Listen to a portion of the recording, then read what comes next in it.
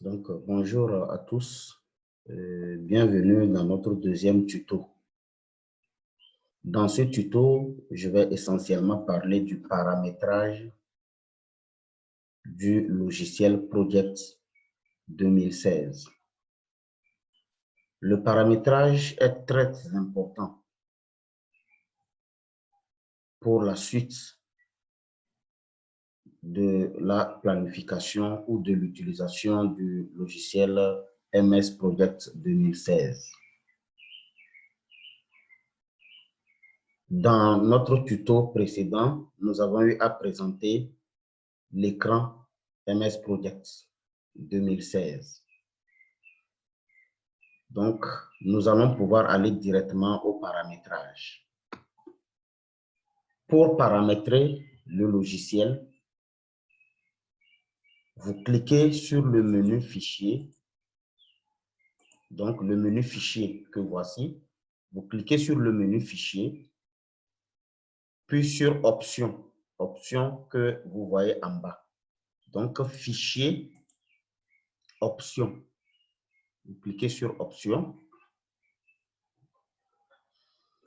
Et vous allez voir une boîte de dialogue qui s'affiche. Donc, une fenêtre qui s'affiche avec deux zones. Une zone à gauche, option de projet, et une zone à droite qui affiche le contenu de chaque onglet dans option de projet. Et si vous constatez présentement, c'est général qui est sélectionné. Et le contenu que vous voyez à droite, c'est le contenu de l'onglet ou de l'option générale. Alors, au niveau de l'option générale, nous allons voir quelles sont les informations que nous pouvons modifier. Style d'infobulle. Afficher les descriptions de fonctionnalités dans des infobulles. C'est important pour le logiciel parce que les infobulles vont vous donner un certain nombre d'informations lorsque vous utilisez le logiciel.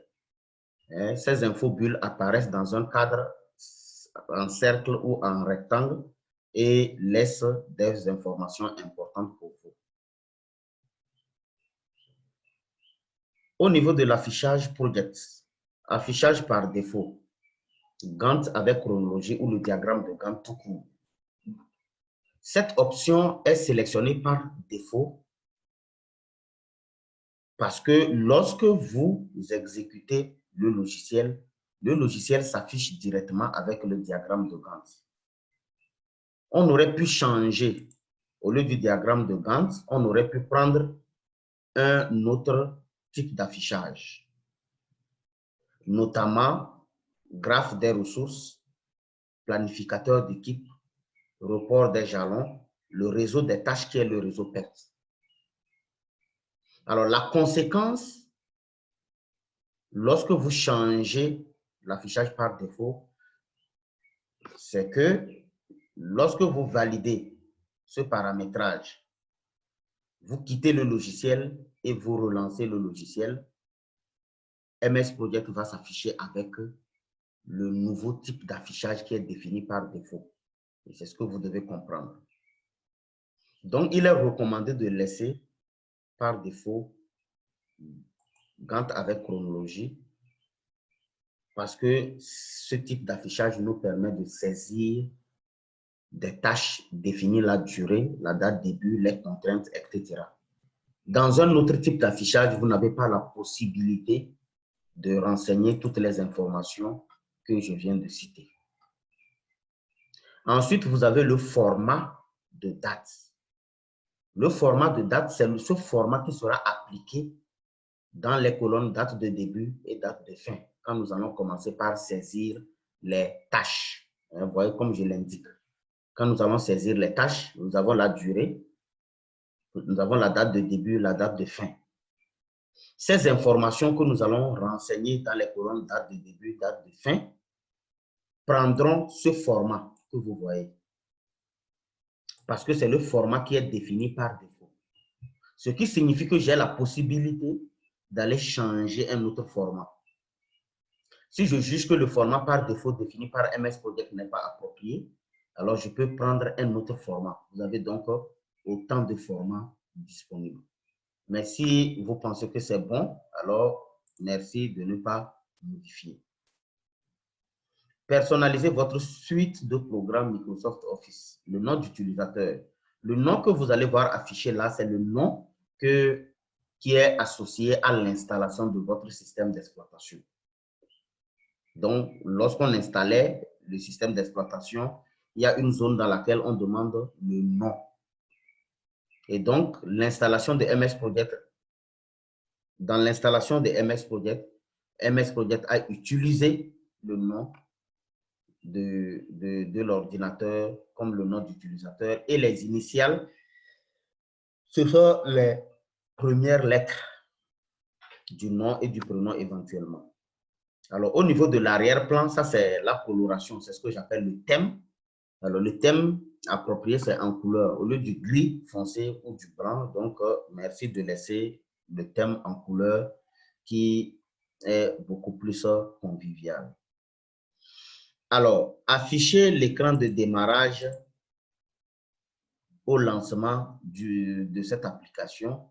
Quand vous lancez pour la première fois MS Project, il y a un écran qui s'affiche, qui vous demande de cliquer sur « Nouveau projet » ou « Ouvrir un projet ».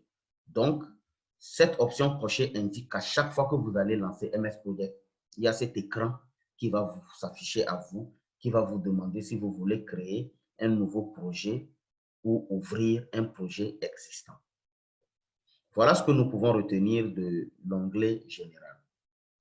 Ensuite, l'onglet affichage. Dans l'onglet affichage, le type de calendrier utilisé, c'est le calendrier grégorien. Je pense que c'est le calendrier adapté, non le calendrier hygrien, non le calendrier bouddhiste ou thaïlandais. C'est le calendrier grégorien. Option de devise pour ce projet. Projet 1, le symbole pour le moment par défaut, c'est euro. Alors, comment changer ce symbole? D'abord, nous allons changer la devise. La devise de notre monnaie, si le projet est géré en euros, donc vous laissez euro. Mais si c'est en franc CFA, donc la devise du franc CFA, c'est ZOF. ZOF. Donc, au niveau de devise, vous sélectionnez ZOF. Et au niveau de symbole maintenant, vous mettez franc CFA. Donc, devise ZOF, symbole franc CFA. Symbole franc CFA. Donc, devise ZOF, comme vous allez le voir, symbole franc CFA. Le nombre de décimales, c'est 0 parce que le franc CFA n'a pas de centimes de franc. Et le positionnement, faites extrêmement attention au niveau du positionnement. Dans le système anglais, le positionnement, c'est la monnaie, le symbole monétaire avant la valeur. Mais dans le système du franc CFA, la valeur vient avant le symbole monétaire. Donc, un franc CFA au lieu de franc CFA 1, comme dans le système anglais. Donc, vérifiez le positionnement et assurez-vous que le 1 vienne avant le symbole monétaire qui est franc CFA. Alors, affichez les indicateurs et les boutons d'options pour le logiciel. Ça, c'est très important. Vous laissez ces options cochées parce que plus tard, dans l'utilisation des ressources, dans la création des ressources, vous allez comprendre l'importance de nous afficher les indicateurs et les boutons d'options pour personnaliser nos ressources, pour modifier les dates de début et de fin, etc. Au niveau de afficher ces éléments, état en ligne à côté du nom est coché. Cette option, vous pouvez la laisser donc cocher lorsque vous êtes connecté, comme moi dans mon cas, ça affiche que je suis connecté. Maintenant, vous pouvez également afficher la barre de saisie. Alors, il est évident que quelqu'un qui coche état en ligne à côté du nom, si la personne n'utilise pas le OneDrive, ne verrait aucun effet. Par exemple, si moi j'ai des problèmes de connexion, il va me dire tout à l'heure qu'il y a un souci de connexion, il va me demander de me reconnecter. Mais vous, il va vous dire que connectez-vous ou bien pas. Oui, connexion, cliquez sur connexion parce que vous n'êtes même pas connecté. Mais la barre de saisie, c'est quoi? La barre de saisie équivaut à la barre de formule dans Excel. Or que vous savez que dans la barre de formule, dans Excel, la barre de formule affiche le numéro de la cellule et le contenu de la cellule. C'est-à-dire que dans Excel, quand vous cliquez sur une cellule, le numéro de la cellule s'affiche à gauche de la barre de formule. Et à droite, maintenant, quand vous saisissez une information dans la cellule, cette information ou le contenu s'affiche à droite dans la barre de formule. C'est la même chose au niveau de la barre de saisie. Lorsque vous allez cliquer, par exemple, dans la colonne tâche et vous saisissez une information ou durée, vous saisissez une information, l'information est affichée sur la barre dans la barre de saisie. Donc, vous pouvez la laisser cocher, ça ne dérange pas, ça va s'afficher comme une barre de formule Excel ou vous la laissez décocher, c'est à vous de voir. Voilà ainsi présenté l'onglet affichage, ce qui nous amène vers l'onglet échéancier. Option de calendrier pour ce projet. La semaine commence quand pour votre projet? Il y a certains projets, on va vous dire que la semaine commence le vendredi. Mais ici, par défaut, la semaine commence le lundi. Alors, merci de cliquer sur le bouton et vous renseigner le jour qui indique le début de la semaine. Dans notre cas spécifique, c'est lundi. Alors, l'exercice commence Est-ce que l'exercice commence le mois de janvier? Le projet tel que ficelé commence en janvier. Sinon, vous cliquez et vous prenez le mois du projet, du début du projet ou de la planification si vous voulez que je l'appelle ainsi. Alors, dans le cas du TP que nous allons faire, donc le mois, l'exercice commence en juillet, ce qui m'amène à choisir juillet. Bien, maintenant, début par défaut. Ça, ce sont les horaires de travail. Quel est le début? L'heure de début par défaut. Dans notre cas, donc c'est 10 heures. Sinon, si c'est 7h30, vous choisissez, hein, vous avez la liste. Et dans le cas de notre exercice, on prend 10 heures. La date fin par défaut, c'est 15 heures ou 14 heures, 13 heures, 18 heures, comme vous voulez. Donc, heure par défaut, 15 heures, ce qui fait éventuellement 5 heures par heure, ce qui fait éventuellement 5 fois 5, 25 heures par semaine et 20 heures, 20 jours par mois. Donc, vous pouvez bien le voir.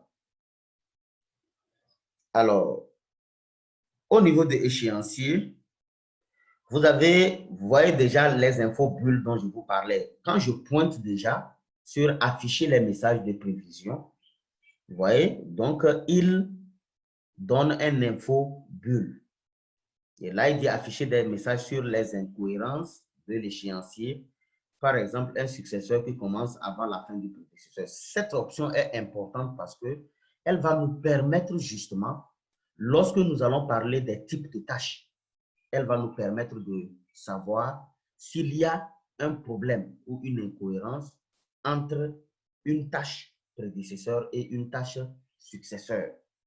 On verra ça lorsque nous serons beaucoup plus sur les tâches dans notre prochain tuto. Afficher le taux d'allocation. Là, vous faites attention. Lorsque vous créez une ressource, MS Project compte le nombre de ressources en pourcentage. Ça veut dire que lorsque vous créez une ressource, MS Project considère que cette ressource est à 100% de ses capacités.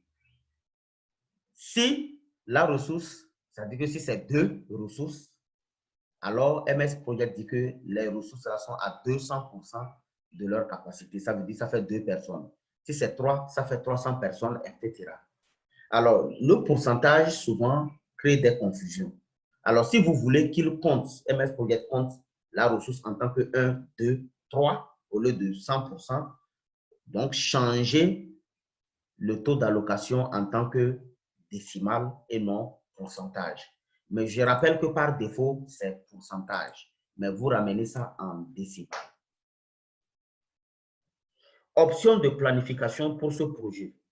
Les nouvelles tâches créées, merci toujours de les planifier automatiquement pour permettre à MS Project de décaler, de recalculer les dates de début et de fin, les dates de début et de fin d'une tâche en fonction du type de contraintes, des dates échéances, etc. Donc, nouvelle tâche créée, planifiée automatiquement. Tâche planifiée automatiquement à partir de la date de début du projet.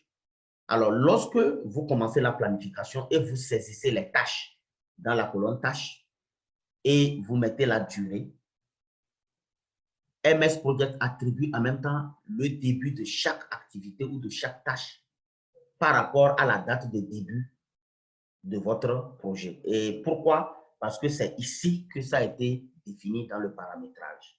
Mais si vous voulez que MS Project prenne en compte la date du jour, alors ce qui signifie que si je prends ici date du jour, à chaque fois que je saisis une activité, c'est-à-dire une tâche et la durée, MS Project par défaut, au lieu de la date de début du projet, prend plutôt la date du jour. Ça veut dire concrètement quoi? Que si la date de début du projet est le 27 juillet, MS Project, au lieu de tenir compte de la date de début du projet qui est le 27 juillet, pour une nouvelle tâche créée, MS Project affecte, si aujourd'hui par exemple c'est le 21, le jour de ce tuto, alors MS Project mettra au niveau de la date début 21 juillet au lieu du 27 qui est la date de début du projet. Donc, je pense que c'est mieux ici de laisser la tâche planifiée automatiquement la date de début de projet. Alors, afficher la durée en jours. Alors, ici, à ce niveau, c'est ce que je voudrais que vous sachiez, vous compreniez, pardon. Lorsque vous saisissez une tâche et vous exprimez la durée en chiffres 2, 3, 4, sans aucune autre information, MS Project affecte en même temps l'unité de temps jour. Pourquoi? Parce que ça a été défini dans le paramétrage là. Afficher le travail en heures. MS Project, lorsque vous allez créer les ressources, chaque ressource a un coût, pardon. Chaque ressource a un coût. Le coût de la ressource est évalué en heures, surtout les ressources travail, parce que nous allons voir qu'il y a d'autres types de ressources qui ne vont pas obéir à ce principe. Donc, ce que je voudrais dire, c'est quoi? Vous créez une ressource vidéoprojecteur. La ressource vidéoprojecteur a un coût. Si le coût est de 10 000 sans aucune autre information, alors MS Project dit que ça fait 10 000 par heure. Parce que l'unité, par défaut, pour une ressource, c'est l'heure. Donc, une ressource de type travail, c'est ça, il dit afficher le travail en heure. Donc, le coût alloué à une ressource travail est toujours par défaut en heure, à moins que vous précisez l'unité de temps, c'est-à-dire 10 000 par semaine, 10 000 par mois. En ce moment, vous mettez bar, 10 000 bar mois, 10 000 bar heure, 10 000 bar semaine. Mais si vous n'affichez pas d'information, MS Project considère automatiquement que 10 000 par défaut, c'est en heure. Vous allez comprendre cette option quand nous serons sur les ressources. Le type de tâche. Alors, cette option aussi est importante parce que ça permet au logiciel d'effectuer un certain nombre d'opérations. Lorsque, vous m'excusez parce qu'au niveau de ma machine, c'est unité fixe, ce qui équivaut chez vous à capacité fixe.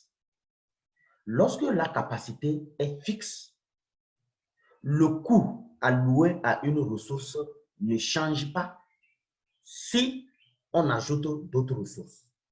Je prends un exemple concret. Lorsque une ressource est affectée à une tâche qui dure un jour, et un jour, dans le paramétrage, nous avons dit qu'un jour, ça fait 5 heures.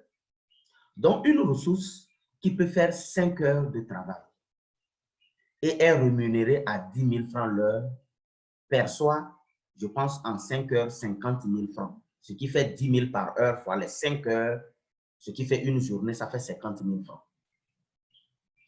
Lorsque j'ajoute une autre ressource pour effectuer la même tâche,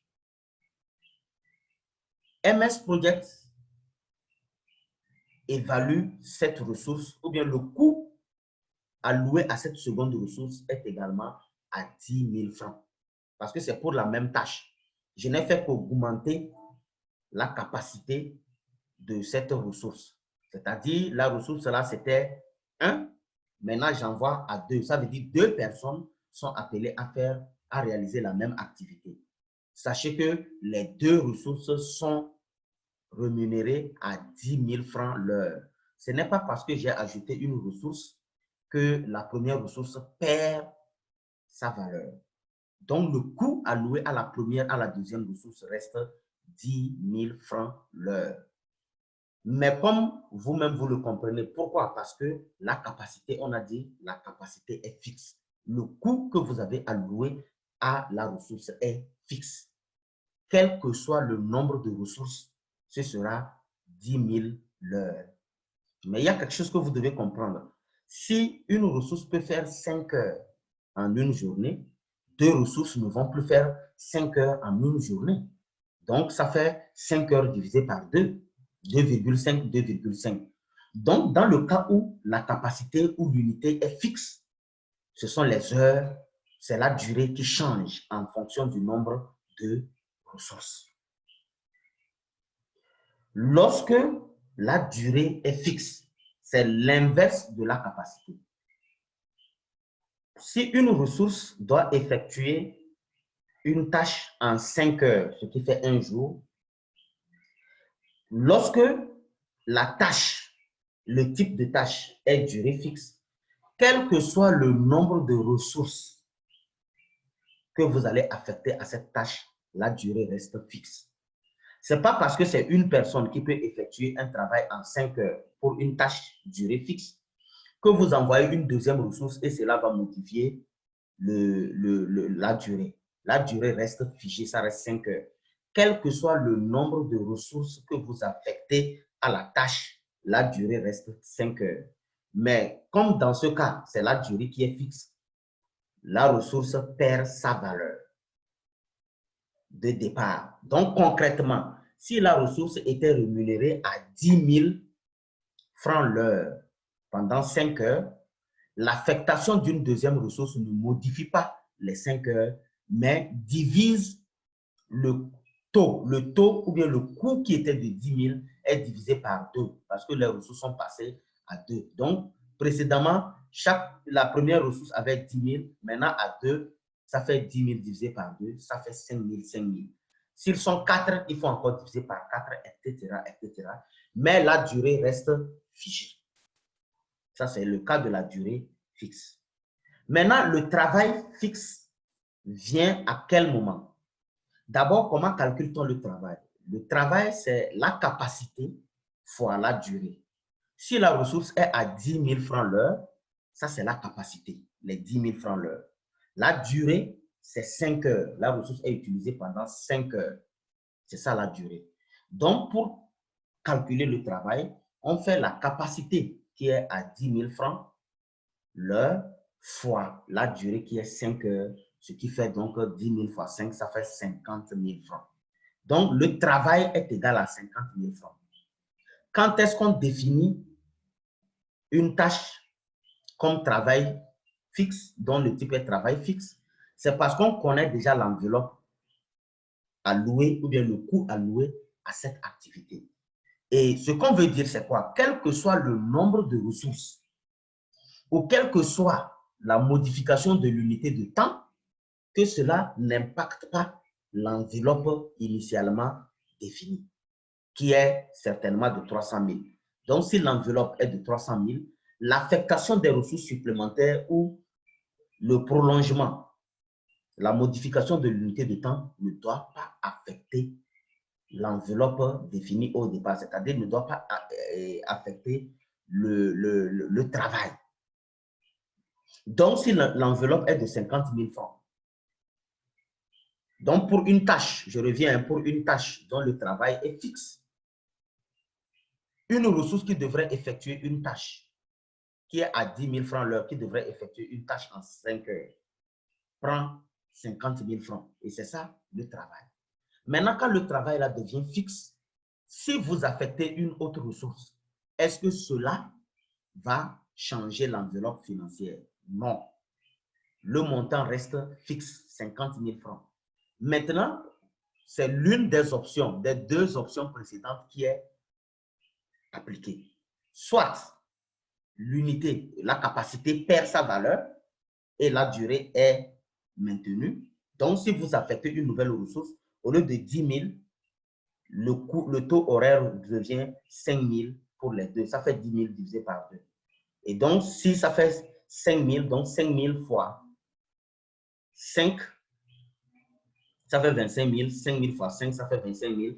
25 plus 25, ce qui fait 50 000 francs travail fixe. La deuxième option est de garder les unités à 10 000, 10 000 et de diviser l'unité de temps en 2, 2,5, 2,5. Ce qui revient au finish 25 000, 25 000, ça fait 50 000. Donc, dans le cas d'une tâche dont le type est travail fixe, la modification est constatée soit au niveau de la tâche, au niveau de la ressource ou au niveau de la durée. Donc, voilà donc ce qu'il faut retenir, n'est-ce pas, au niveau de l'unité ou bien du type de tâche. Unité fixe, durée fixe. Unité, c'est capacité fixe. Hein. Excusez-moi, chez moi, j'ai une version améliorée. Donc, au lieu de unité fixe, c'est capacité fixe, durée fixe et travail fixe. Mais de façon, par défaut, ce qui est défini, c'est capacité fixe. Au fur et à mesure, quand nous allons créer chaque tâche, on peut personnaliser. Ça, c'est de façon générale. Ça veut dire que pour toute nouvelle tâche créée, le type de tâche, c'est capacité fixe. À moins que nous-mêmes, nous venions maintenant changer pour dire que non, pour cette tâche, c'est durée fixe ou travail fixe. Ça dépend de l'objectif que nous poursuivons. Alors, je vais donc aller un peu vite. Les autres options qui sont cochées ou qui ne sont pas cochées, c'est bon. Si vous voulez comprendre vous-même, vous pouvez aller sur les points d'exclamation pour comprendre pourquoi ce n'est pas coché. Et si éventuellement vous avez des questions, vous pouvez poser, je peux vous apporter des réponses. Voilà les infos bulles qui expliquent. Ça va vous expliquer pourquoi c'est coché, pourquoi ce n'est pas coché. Alors, afficher les avertissements de l'échéance des tâches, c'est important parce que les dates arrivées à échéance, il faut qu'on ait une information. Mais les suggestions, je ne pense pas. Nous-mêmes, nous avons déjà, lors de la planification, défini ces options. Calculer le projet après chaque modification, ça également, c'est bon. Chaque modification de durée, de ressources, de temps, il faut, n'est-ce pas, recalculer le projet. Maintenant, enfin, vous avez ici l'allocation des coûts fixes par défaut, proportion. Alors, l'allocation des coûts, proportion, vous avez d'autres options. Hein. Vous avez début, proportion, fin. Lorsque, pour une ressource, le type d'allocation est début, cela signifie que lorsque vous affectez cette ressource à une tâche automatiquement, il y a une incidence financière. Parce que vous avez demandé, dès que la ressource est utilisée, il faut en même temps allouer la ressource, le coût à la ressource. Si c'est proportion, c'est en fonction de l'évolution de l'exécution de l'activité par la ressource. Si l'exécution est à 25%, donc ça fait 25% du coût total qui est alloué à la ressource. Quand la ressource exécute le travail à 50%, cela correspond à 50% du montant du coût total à allouer à la ressource. C'est jusqu'à 100% que maintenant, la ressource entre en possession de la totalité du coût qui lui est, n'est-ce pas, alloué. Lorsque vous prenez l'allocation des coûts par défaut fin, ça veut dire que même la ressource peut être à 99%, ce sera toujours zéro. Il n'y aura pas une incidence financière. Et c'est quand la ressource sera à 100% que l'incidence financière va se constater au profit de la ressource. Donc, ce que je viens de vous montrer, c'est l'échéancier. Nous avons vérification.